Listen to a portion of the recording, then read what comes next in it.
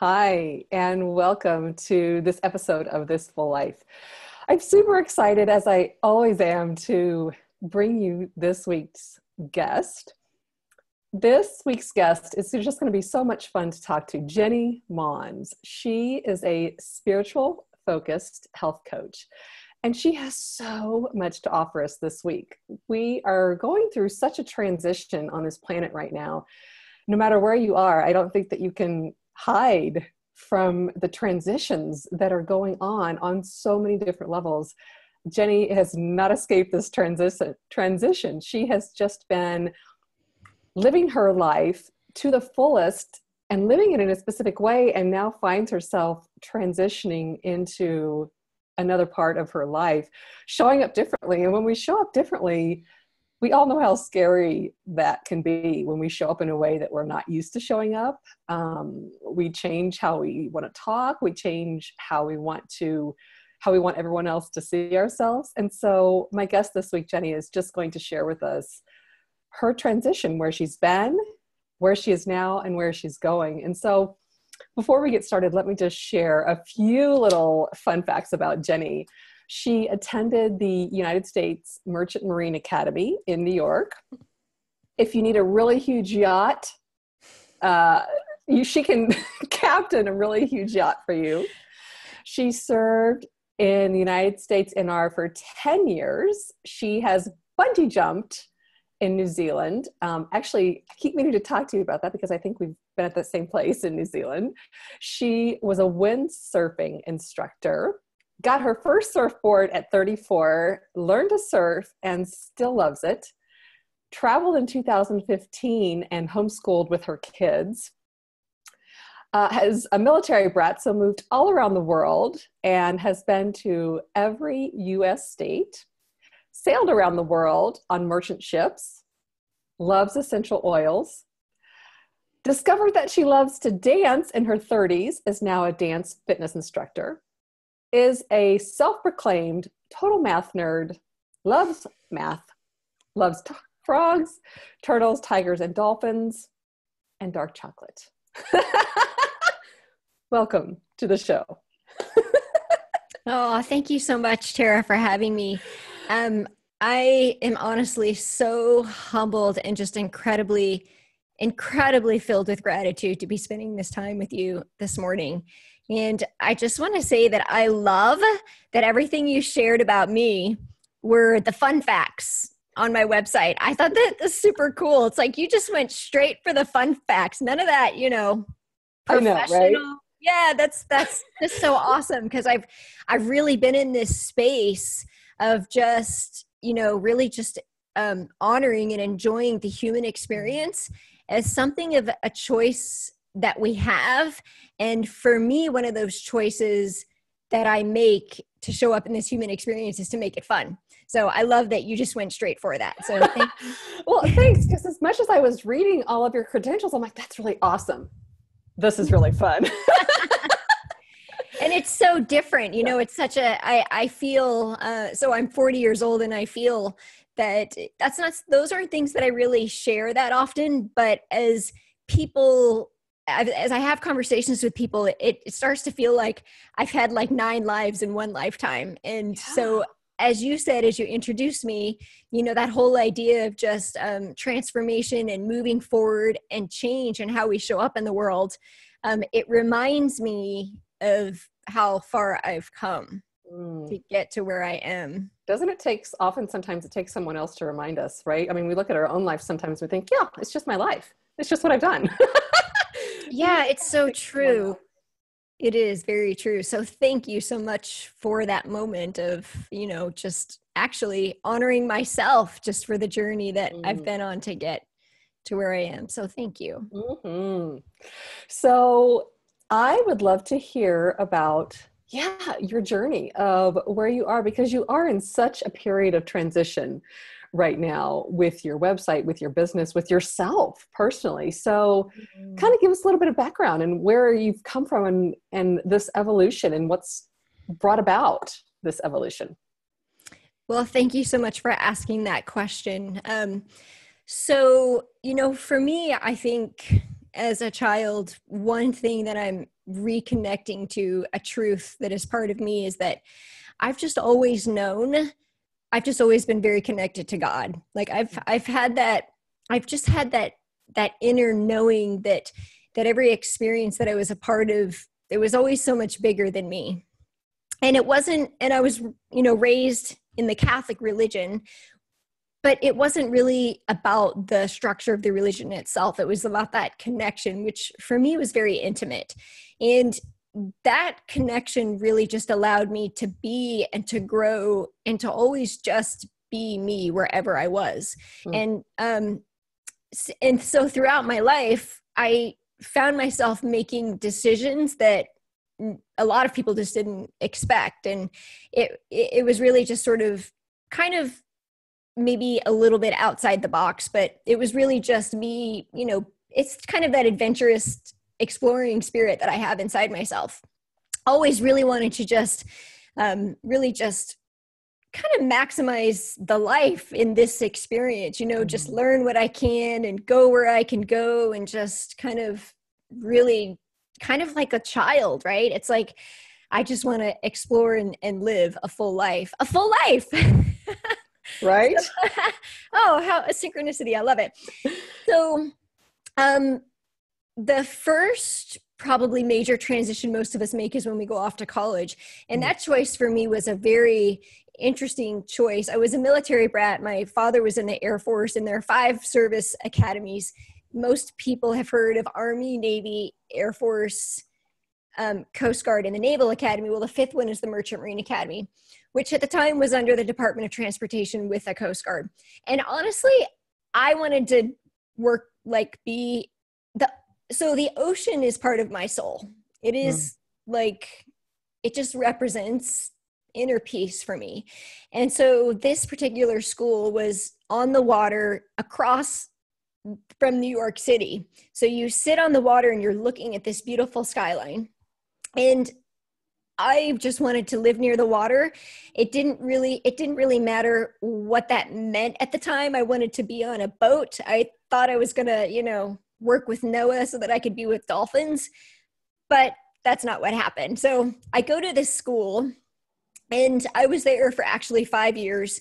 There is a part of me, there's this performer, overachiever part of me that loves to just, which I'm working on letting go of, right? So it's like, I have to maximize everything, which, a message that comes to me when I say that is just, remembering that we are enough simply just because of who we are, not because of what we do. So this is one of my lifelong journeys. I can relate. Absolutely. I think it's something that connects us. So I got, 2 degrees, one which was engineering, one which was intermodal transportation, which is basically just the shipping industry. And in that 5 years, I spent a year and a half on working on merchant ships. So actually in the industry, which is part of what you do in school. So just to give you an idea of this school experience, because it was a very, very challenging time in my life, and it really shaped a lot of who I am. It was 7% female in the school. So it was really, it was really like a fraternity. And so it really represented my masculine energy, and it was a place that I was really comfortable. And it was kind of, I was born in the 70s. So kind of that, that age mentality where, my parents said to me, you can do whatever you want to do. Like, you're a woman and you can do what you want to do. And it was really kind of the breaking edge of that time. Women had only been on ships for 20 years, which seemed like a long time then, but I've already been out of there for 20 years. Right. So, I went to the school, 7% female, and every time I was on the ship, I was the only female on the ship. And wow. Part of that experience, though, I was really living and making decisions the way that I thought I was supposed to. So it was like, okay, I should get an engineering degree because I'm really good at math. And as I said, I'm a math nerd. Like, I love math. I'm getting excited right now because I really love math. Awesome.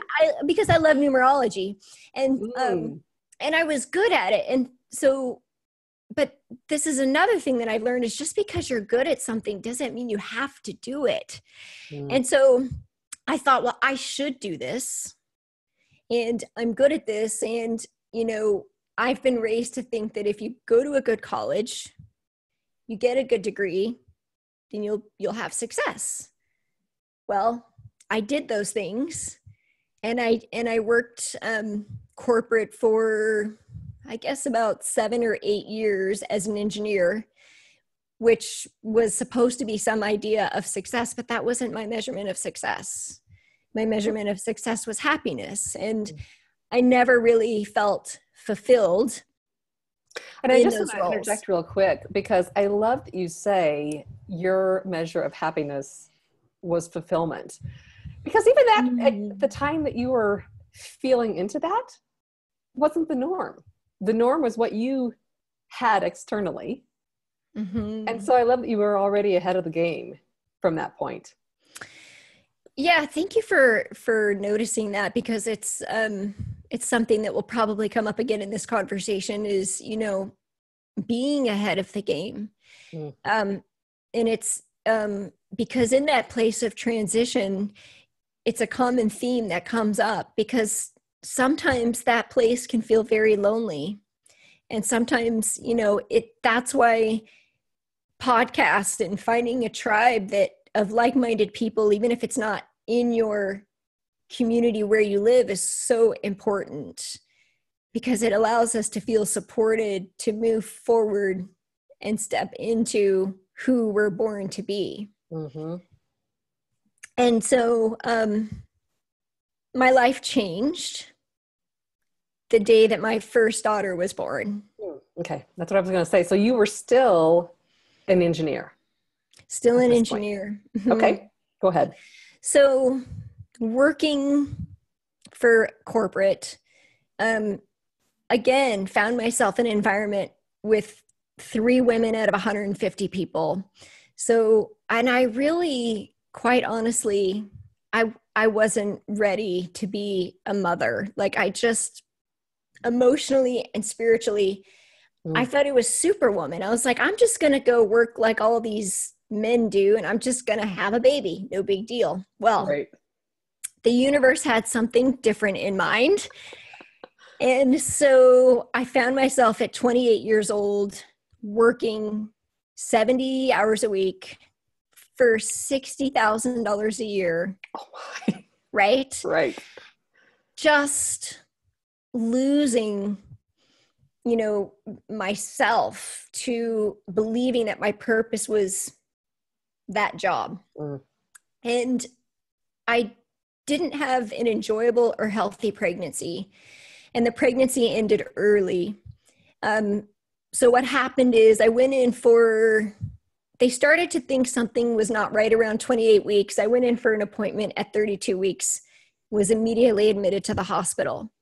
Now, in the bigger picture, we at the time lived in Phoenix, Arizona.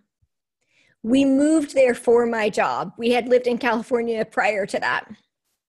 It just so happened that the doctor that I was with and the hospital that I ended up in was one of the best high-risk pregnancy hospitals in the country. So I now know that really the reason that we moved there for my job was because this birth experience was going to happen either way. And we'll probably talk about that later. What's interesting in my life is, of my 40 years of life and moving around, both my daughter and I were born in Arizona, and I've only lived 3 years in Arizona, including when I was born and when she was born. And there's a story behind it. It's actually a past life that brought us together again. So my point in sharing that with you is that we have a choice in the perception of our experience. Because now I know where I'm at in my life, that the experience was of me moving and taking that job that didn't fill me up was really just so that I could be in this hospital to have this experience with my child. So what happened was I had pregnancy-induced liver failure. It's called HELLP syndrome. And the further along you are in your pregnancy, the more severe it can be. So, and actually 32 weeks was considered pretty far along. So I went into the hospital, and, you know, in my mind, and in my entire life until this point in time, everything had pretty much gone my way. And so here I am in the hospital and thinking, I was actually supposed to have my baby shower that weekend. And so I'm like thinking, I'm in charge of a multi-million-dollar project at work. I have my baby shower this weekend. You need to let me go home. And I can remember. So just real quick, when you say everything had gone your way, you were in control per se. Exactly. Okay. Exactly. Yep. So this was one of the things that I humbly learned in this experience, which many mothers have, well, that experience. And as parents, we know that parenting is one of those experiences that reminds us of that, right? Because our children are who they are. Right. So I had a doctor who looked me in the eye and said, I understand that you have things to do at work, but right now your life and your baby's life are in danger. And I wasn't hearing it. Like, I was like, he doesn't know what he's talking about. Like, you know, I was in denial. So 5 days later, the situation just increasingly got worse. And I only remember the amount of physical pain that I was in. I don't remember a whole lot of the experience.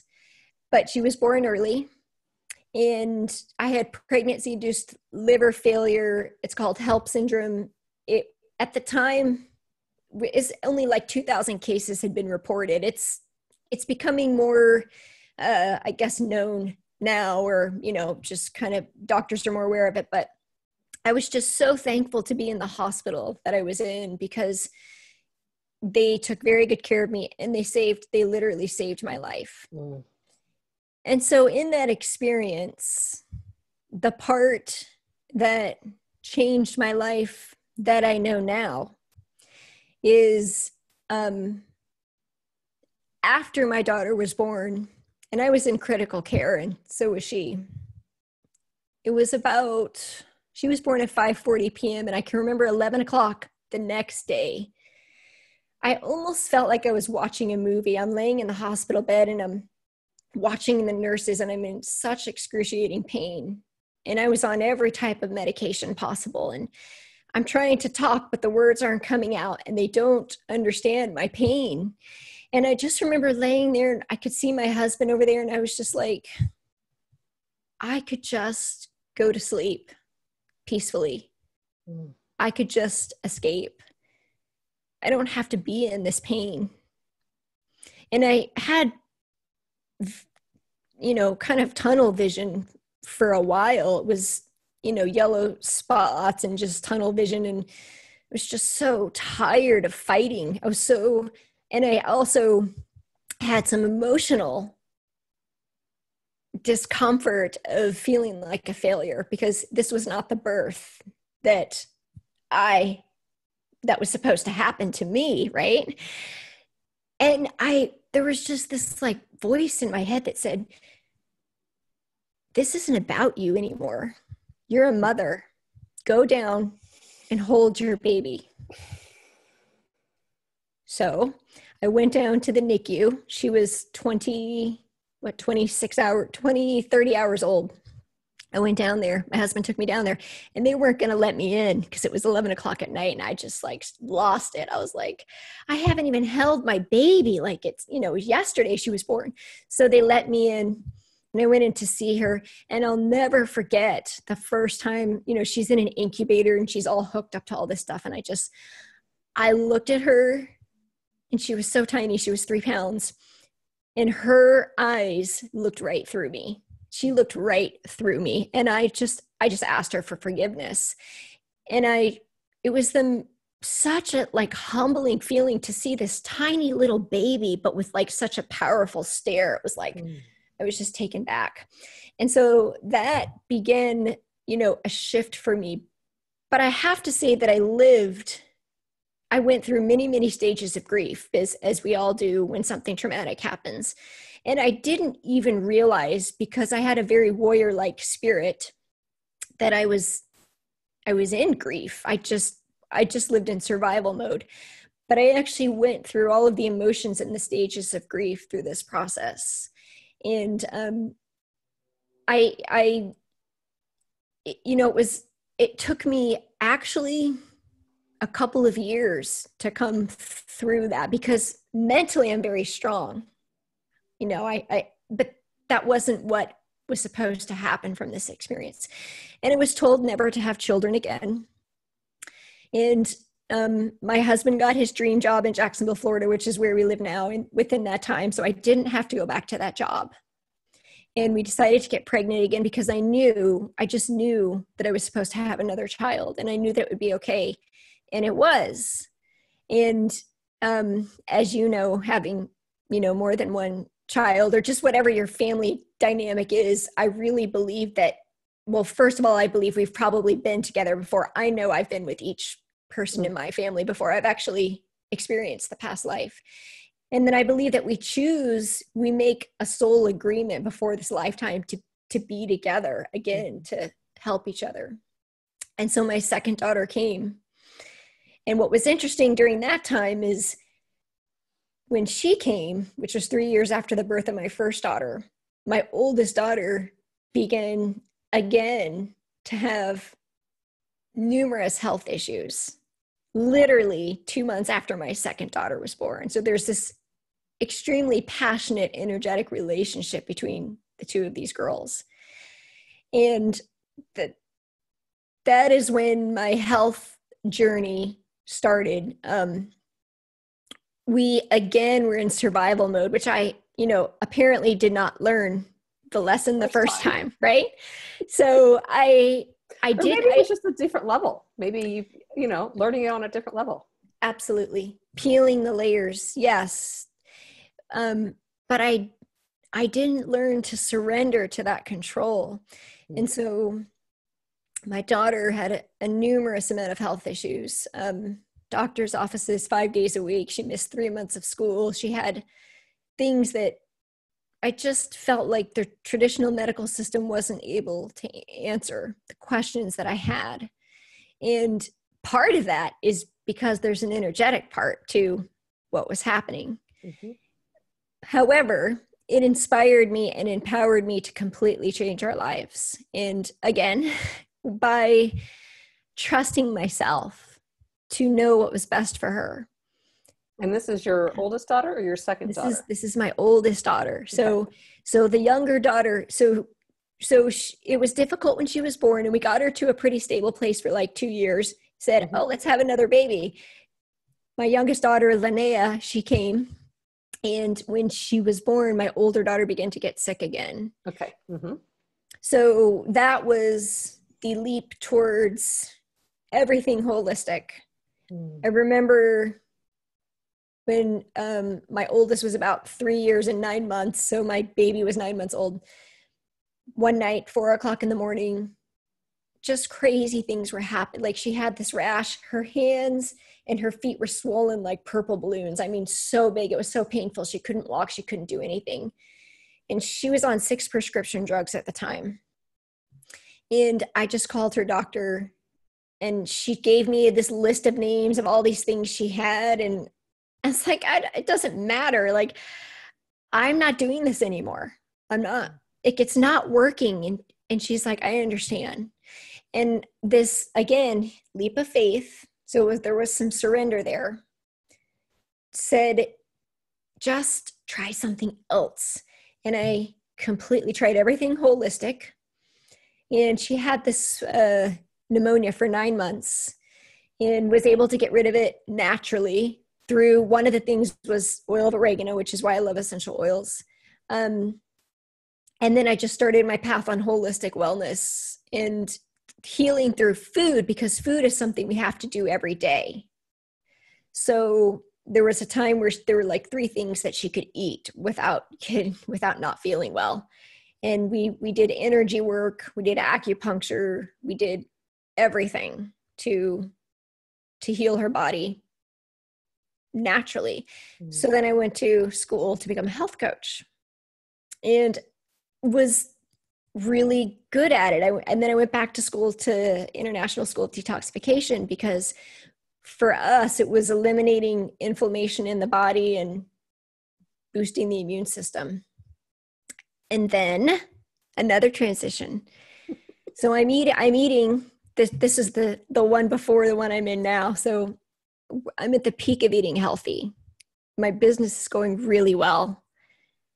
I'm, loving what I'm doing. But your business. So hold on. For the listeners, you have started a business at this point. Yeah. So that was Healthy Beach Girl. That was started in 2012, and it was purely health coaching and really focusing on anti-inflammatory foods. Yep. And then in 2015, I would say out loud to my husband, everything in life is great, but I feel like I'm missing my connection to spirit. Like I would say it, and I didn't even know what it meant. I didn't know, did that mean God? Did that mean Jesus? Did it mean Buddha? Did it mean, what? I don't even know why I'm saying this, but I know this is true. And a few months before, I had a really rough day. I got 2 flat tires in one day. That's a lot, right? Yeah. And then, me, I'm like, one is too many. One is too many. I'm like, I'm an engineer, so I'm going to fix it myself, and I don't need help, right? I'm like, oh, okay. So it's okay to get help. So it was just not a good day. I live pretty close to the beach, and that's my magic place. And I thought, I'm just going to go to the beach and I'm going to meditate. Like I'm just so tired of life being so hard. So I went to the beach, and I have a special place on earth. It's where my husband's from. It's on the island of Kauai, and it's called Hanalei. And I would imagine that place, and I would just be taken off to, just to listen to guidance from spirit. And on this particular day, which I was actually, I think September 15th, 2014, I went to the beach and I tried to go to my happy place, and I couldn't get there. I kept showing up in the operating room when my daughter was born. I was like, that's not my happy place. Right? I'm thinking, I want to go. Getting the memo. Like, take me to the beach, please. Take me to my magical place. But what was so crazy is I felt very supported. I felt like I was laying on the operating bed, and then I would be up in the sky looking down at myself at the same time. I was like, this is interesting. And I felt like my head was supported by like an angel.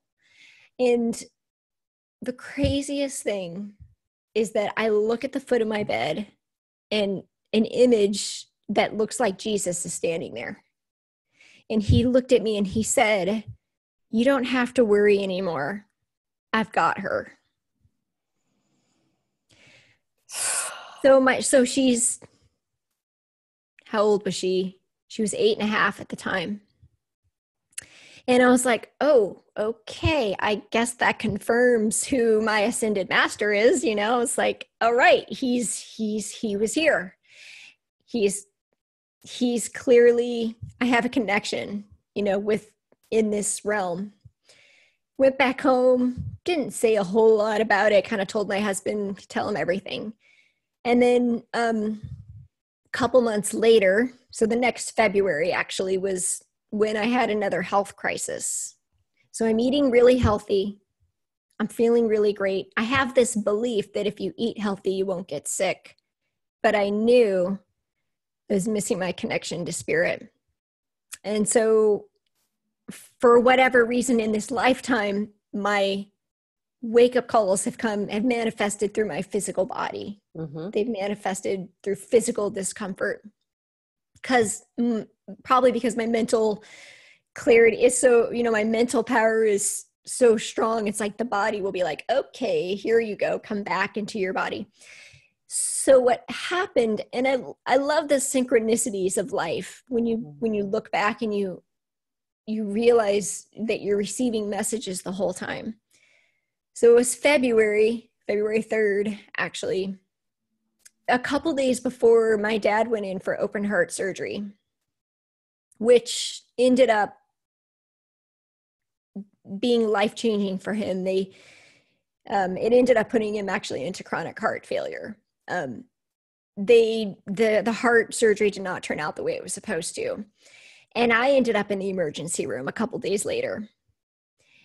But what was interesting is a month before, I had made this session with a local friend of mine who was an intuitive and a psychic. And that session ended up being the day after my dad's heart surgery, which was not planned that way originally. It just happened to be that way. And I went in and saw her the next day, and that just happened to be the space that I was in. She's now a good friend of mine.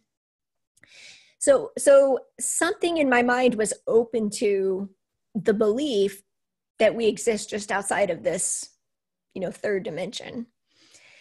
And then energetically, I was really there was some stress involved too, I'm sure. But what was happening is that a lot of the things that my dad was experiencing, I was experiencing. And I ended up in the emergency room.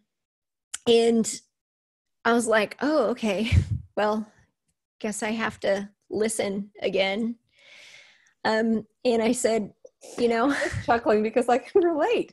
Thinking, God, I really got this together this time. Yeah. Isn't it funny how we think, oh, good, that was hard, so it's over now, right? So got this one down. And that's where the choice comes in because the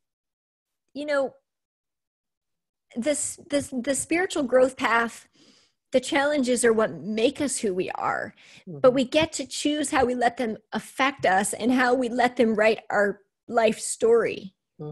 We can choose to be sad and a victim, or we can choose to let it empower us, and that's really something that I love to share with people, is that you get to choose. That's the human experience, is the choice. And so at the same time, my oldest daughter was like, I need to be homeschooled. I was like, what? I'm not a teacher. My business is going great. Like, I can't do this. And I was like, okay, surrender. We homeschool traveled, which gave me the ability to do my yoga teacher intensive training in Nicaragua for 30 days. I took them with me, became a yoga teacher, really started putting yoga practice and meditation more into my daily life. And then also at that same time, as a parent, I was she was inviting me into her world, which, she was, so children come into this earth very, very connected, very, very connected to spirit, really. And it's such an important part of being a parent, I think, to really allow them to share and to be who they are. And I don't think that the generation that we grew up with, that was so easily accepted, but I think that it's becoming more of a thing. I agree, because I feel like, like our parents, we were their children. Like, they were in charge of us. Right. To do, and we were at their disposal. I feel like that dynamic has completely shifted, whereas you and I have talked about this. I'm just here to be their guide. Like, I'm their parent, but I'm here to be their guide, not like they're not mine at all. Right? So I think it's definitely a dynamic shift, which they have brought in. Yes, absolutely. And there's a couple of really good, there's a good book I read, The 9 Waves of Creation, that sort of ties the science with the spirit aspect of that. And it's true. And allowing our children to teach us is such a gift, which my daughter was trying to do since the day she was born, right? She came. Let it go. I'm my own person. So I began this spiritual journey, I guess you could say, about 3 years ago. And have really been in that space ever since. And then a year ago, I experienced a couple of really difficult human contractions. I had a loss in my family, my brother's brother, who was very close to. And then right after that, just the loss in the quality of life from being removed from our home from a hurricane. Hurricane Matthew. And so I was in this like contraction, and I believe we're always expanding and contracting like Mother Nature, right? And I was really desperate, and I was just like, I'm gonna, like, I just want to run away. Somebody please just send me on a yoga retreat. And I had a friend who posted a retreat, and I was like, it doesn't matter what it is. It's in Florida. It's at the ashram. I'm going. Like, just sign me up. Well, turned out to be a little bit different than a yoga retreat. It was a kind of an emotional healing experience, and it was really profound. And up until this point in my life, there was never really a space offered to me for me to feel safe to be vulnerable with my emotions. I had, lived and worked mostly with men. And I think it's part of our generation, again, where, our mothers and our mothers' mothers, it was just a different time. It's not their fault. It's just kind of the time that they were living in. And so I'm at this retreat, and I meet this girl. She's from Canada. And I just had this experience that was so energetically powerful because I was really open. I was willing to be open and vulnerable with my emotions, that I actually had a vision of a past life. And I had the vision before I went. Again, this is all very new to me, right? I'm just kind of like, oh, that's nice. I had a dream that when I was, or I had a vision that when I was born in Arizona, there was like these Native Americans there to welcome me. And so then I go on this retreat, and I have this other vision. But it was so intense that I almost lost control of my physical body. Like, it was such an intense energy. I was like, I couldn't control myself. And I had been taken to like a trauma energetic vortex. I was like, okay, what was that about? So I come home, and I keep seeing this girl's face, and I'm like, well, okay, I guess that was right. This is just me in my mind. I'm like, that seemed like it was a past life thing, but I believe in that, but I don't really, I don't really know. I don't even know what a past life regression is, but I'm going to do it. I kept seeing this girl's face, and I emailed her. I'm like, do you do this work? And she's like, well, not really, but I used to, and I'd be happy to do it. I'm like, okay, cool. I do this past life regression, and it takes me to a life before this one where my daughter was my mother. Mm-hmm. So, sorry, which daughter? The oldest, okay. The oldest one. Yeah. And there's so many synchronicities about that to get to that realization. I had visions of seeing her in this space as this person where she showed up again. And, we'll just interject real quick. Yeah. What do you think brought you to the space?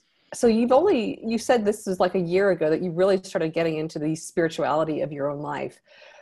Was it the culmination of all these experiences that you're talking about? Or was there something that you really pinpointed to of this awakening, this particular type of awakening? I would say it's two things. Number one, it's when we surrender to grace, when we get out of our head and we're vulnerable with how we show up in this life, that change can happen. But it's not really change. It's actually fully stepping into who we already are. Mm-hmm. Because the human emotions and thoughts, the human experience is what can hold us back. So that's one part of it. And, the second part is that I don't think I'm alone in this. I think many of us deeply want to be witnessed in our life for who we really are. And I think that we also want to witness others. It's such a gift. It's connection. It's authentic connection. Mm-hmm. And it's such a part of me that what I now realize is that I've always been extremely empathic energetically. When I was health coaching, people would come into the office and I would feel in my body discomfort in the area that they were about to tell me about. And I didn't know what that was about until I began to accept it. And I was kind of afraid of it, which then those messages that I would feel energetically would turn on my intuition, But the old me just thought I was a good troubleshooter, right? Because I had that, Right. I was an engineer. Totally I was logical. like, I'm just a troubleshooter. I'm not, there's no way I'm that intuitive. Right. But And I I think just wanted to really quickly hit on what you said. We all just want to be seen. We all want to be validated, because I believe we are all here for such a big mission. And I think that we are almost conditioned to not celebrate ourselves, to not celebrate, like, yeah, I'm really here to do this thing. We kind of, we're not even kind of, we tamper it down like crazy, like, yeah, I'm totally here to do this thing. Instead of, yeah, I'm really here to do this, and celebrating ourselves and everybody else that's here to do this. And so I love that you said you were just willing to bring that in of like, oh, I think I'm here to do this thing, and be okay with that finally. yeah, you are so right. I mean, as you're saying that, like, I feel like my heart wants to like jump out of my body, because this is what I want for everyone. Like, I want to celebrate everyone for being who they are, because we're all part of this larger integrated network of life, and we're moving towards unity consciousness. That is, we are no longer separate. The only way is through unity consciousness. That's where we're moving towards, and it's happening. There's an energetic shift that's happening. Mm-hmm. And those of us moving forward, like we just got to, bring more people, but culturally we're not conditioned, actually, not even just in our culture, but it's that, and I say it every time, that Marianne Williamson poem, Our Deepest Fear, is not that we're inadequate, but that we're powerful beyond measure. And it's time for a change. It's okay to celebrate yourself. It's okay to be selfish in a way that allows you to take care of yourself, especially as women. Mm-hmm.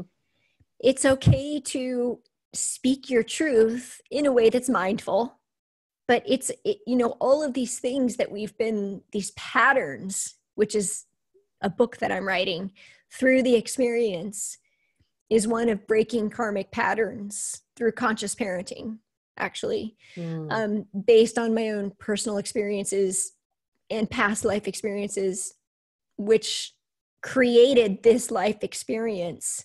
Because I believe our souls choose, before we come into this life, okay, this is what we make agreements with other souls, like, this is what I want to move into in this life. And then we make these agreements and we create this experience that helps us to evolve. Our souls just constantly evolving towards unity consciousness through lifetimes.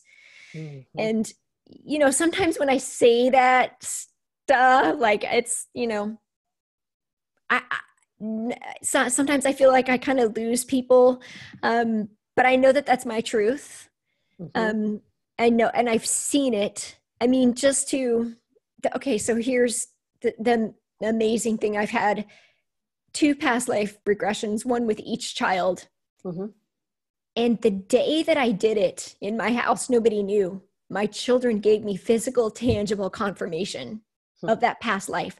So, for example, I did the one where I was a Native American daughter of my mother, which you'll be able to read about in the book that I write. It's a little too powerful to go into now, but it's so the day that I had that experience, she wrote me this random note and just said, "Random note, dear Mom, you have been one of the greatest presences in my life. I have loved you for as long as I can remember." It's like, and how old was she? She was, she did this when she was 10.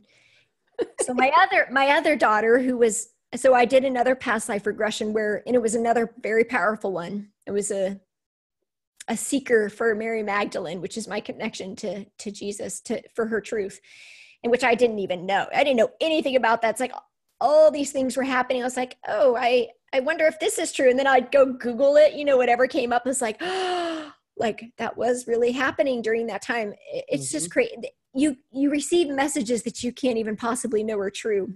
Mm-hmm. And then my younger daughter, that night I'm putting her to bed, and she's my quiet one, my younger one. She's like, "Mommy, have we ever been together before in another life?" I was like, oh my gosh, how does she know that I just did this past life regression? She's like, "Dude, what happens to you when you die?" Then the kid in her came out like, do you get to be a dolphin? Or, she started to bring her child spirit into it, but she's like, have we been together before? And I was like, yeah, I think so, honey. What do you think? She's like, I think so. We had never had that conversation before. I do this. I love it when all of a sudden your child is 100% tuned in. Like you're not even speaking to your child. Like they are just so dialed in. And then within a drop of a hat, oh, they're a kid again. Yeah. Yeah. Yeah. Mm-hmm. Yeah. It's amazing. I mean, they are messengers because they don't, they don't talk themselves out of it. They just speak their truth until they're conditioned not to, right? Out of fear or of judgment and things like that, which is, I think, what happens to most of us.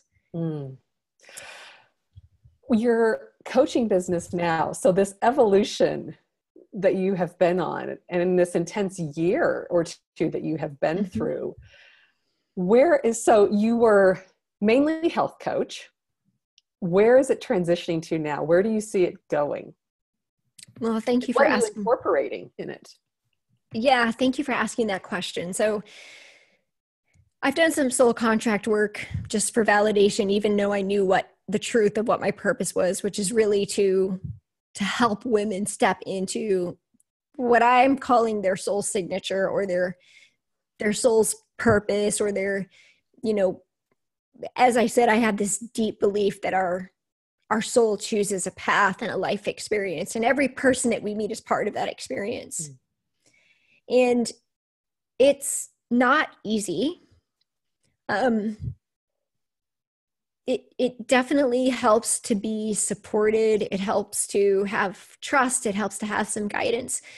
So I'm moving into helping women to step into their soul, which can mean many different things. It can be, the role that you play in your family, the role that you play in your community. If not, I don't want to say role, but how you show up basically, because roles are like identities, but it's more of a feeling. It's not like something you do. It's just when who you are is in alignment with what you do. So it's coming from the who you are. And that shines and becomes what you do and how you show up in this life. But the important part as we move forward, and many of us, because it's actually happening exponentially right now. Time is speeding up. People are realizing we have to move forward to trust ourselves, losing or letting go of all of the external structures and systems that there was a time 100 years ago, that maybe were needed to create something, but really moving into this place where we can trust who we are, to allow other people to do that, because that's our purpose, is just to be who we are. But the health coaching part of it is going to continue to serve me because that is my connection to the human experience.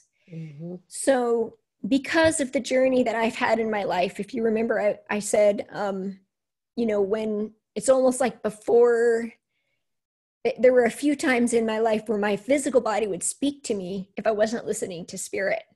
So I had the liver failure, I had the health crisis, I had, some other things that have happened. I actually had so I have actually quite a couple more stories around that too, but this theme would show up, which is the book that I'm writing is breaking those karmic patterns, which in my life, the karmic pattern is pain and suffering and escaping pain and suffering. So, and I think that we all have our genetic karmic patterns that we're here to, if we choose to, we can do this. We can energetically shift the DNA in our children even after they're born. There's a scientist, I can't remember his name now, but that did a study that showed, I've done a lot of energy work. He took the energy of a salamander, and was taking that frequency and putting it into frog eggs, and then the frog eggs turned into salamander eggs. It just shows you the power of frequency and vibration, right? So this is possible, that we can shift energetic patterns in our family. And the health coaching part, the food part, is because as we go on this journey, there's a couple of things that are really important to remember. We're here having this human experience. So we can do the soul work, but true ascension, or, evolving the soul is bringing spirit into this body. So bringing spirit fully into this body and integrating it. And so feeling our physical body, feeling the emotions as they come up and experiencing them, because that's a human experience. And I've had past lives where I've been like an astral body. And in that moment, I didn't have emotions. I didn't like, you're a witness in the spirit world. So, feeling those emotions, experiencing them, nourishment is something that we have a choice to do every day. We have that choice to nourish our bodies every day. And this physical body is the vessel, the vehicle that supports this spiritual growth. So for me, it's been a really important part of my life to ground into the earth through nourishing the body. And I think that what can happen if we don't do this is autoimmunity can show up. And then eventually the worst case health issue of autoimmunity could be like cancer, right? Because cancer is your own cells, which my dad had stage 4 cancer 10 years ago. So this is already a karmic pattern that I'm aware of, but I'm aware of the emotional and energetic component, that part of it. So honoring this human physical body, and most importantly, to have fun, like do those things that make you feel good. Like, this is like such truth. If there's something you don't want to do, this is where I'm at right now. So I'm speaking it as I'm holding myself accountable. Don't do it. Like, do the things that bring you joy. Live in alignment with your core values. Do the things that feel good. And if it includes eating chocolate cake, then eat the chocolate cake. But you might not feel good from it. And then in my family, I drink the green juice afterwards. But I really just, in whatever area of life it is, it's really just teaching body awareness in the spiritual growth. Because what I noticed in myself, the karmic pattern, was when I started to get really deep into meditation, that I would almost want to just like leave the physical body, like, and be up in this, happy place. But that's not what meditation is. It's not about escaping. It's about coming within. So in order for specifically healers and coaches to do the work that we're meant to do in this world and to change the world, we have to bring spirit into this physical body. And the more that we can honor and nourish this physical body, it's going to support us to grow and transcend even more. And I think our body speaks to us when we don't. And one more important part is to just not be emotionally attached to it either way. So in other words, we do what we can to take care of ourselves. We do what we can to be a good person in the world. We do what we can in our business to allow it to grow. We take inspired action steps, and then we let it go without attachments or expectations. This has gone so fast. We have 2 minutes. Yeah. Sing to us the song about what is coming up. I know you have a cleanse coming up, so sing it. Yeah, so thank you. May 3rd, I have a Cleanse and a Health Telesummit coming up, which is something I've been doing for 7 years. But at the end of that cleanse, what's going to be different this time is that I am announcing the cleansing of my own business, which is letting go of the healthy beach girl business that I've been working in, which has been solely food. And then I'm moving into using my name, which is going to be Jennifer McCarthy Mons, my birth name and married name. And then the healthy beach girl will become the nourishing part of it. So that's going to be my personal cleansing message as I do this program. But it's an anti-inflammatory program. It's a way to, again, cleanse the body, keep it healthy, but in a very nourishing way. So healthy mindset, and just there's no depriving or anything. It's all about nourishing. And then also sharing some guest speakers, very talented guest speakers along the way, to share how they provide in natural health. So that's coming up May 3rd, announcing the cleansing of my own business, moving into soul inspired, healthy living, spiritually based health coaching, and just give us your URL. Where can anyone look at this and find you? Thank you for asking. So the one that is in transition is jennifermccarthymons.info. But don't worry, I also have .com. So this is also contract work. So Jennifer McCarthy Mons, www.jennifermccarthymons.info. And you will, so this one is under construction right now. You'll also see the old URL, which is Healthy Beach Girl. All of those will take you to the same place. So awesome. Yeah. This has been so fun to talk to you, and so inspirational, educational, eye-opening, awakening experience for me. Oh, thank you. I know we're going to be seeing each other soon, and we might be not sleeping a whole lot. Too much talking. Yeah, it's going to be fun. Thank you again for joining me. Thank you to all of our listeners. And again, you can find Jen at jennifermccarthymons.info. You can also find her at healthybeachgirl.com. And I really invite you to check out her upcoming Healthy Living Summit. It looks wonderful. And I really love what you're transitioning into, just really including the entire scope of our being in this transition in what you're doing. So thank you. Oh, thank you so much for having me. It's such an honor.